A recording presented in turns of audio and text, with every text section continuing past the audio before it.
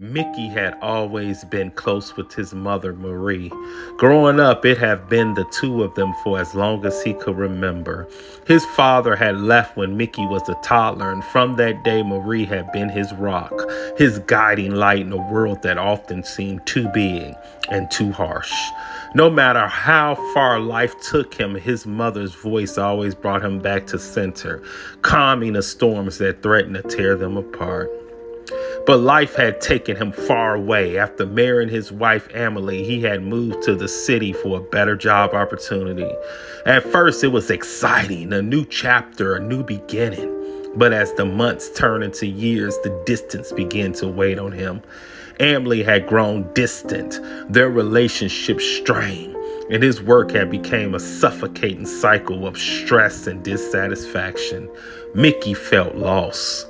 It had been a particularly rough week when he decided to call his mother. It was late, almost midnight, but he didn't care. Marie had always told him he could call her anytime, and she would be there for him. Tonight, he needed her more than ever. "Hey, Mom," he said when she picked up. Her voice always was soothing. "Mickey, honey, what's wrong? You sound tired." Mickey sighed, running a hand through his hair. "I don't know, Mom. Everything just seems like a mess.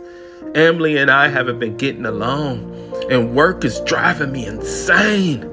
I don't even know why I'm still here doing this. I feel like falling. I'm breaking, Mom. I'm breaking." Ree's voice was gentle but firm. "Oh, sweetheart, you're not breaking. You're doing your best, and sometimes life gets hard. It's okay to feel overwhelmed, but you can't give up. You've always been strong. You'll get through this."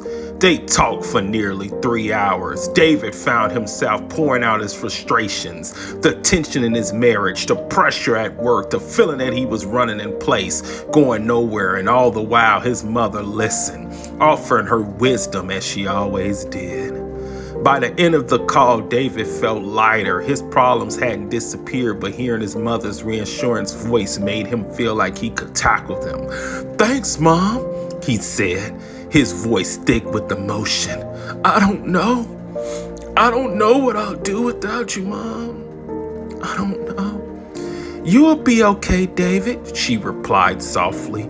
"Just remember, I'm always, and I will always be here for you, no matter what." 2 days later, David got a call from his aunt. Her voice was trembling as she struggled to find the words. "David, your mom?" There was a long pause, and David's heart sunk, a cold dread creeping into his chest. "She passed away 4 nights ago. They found her in her sleep. I'm so sorry."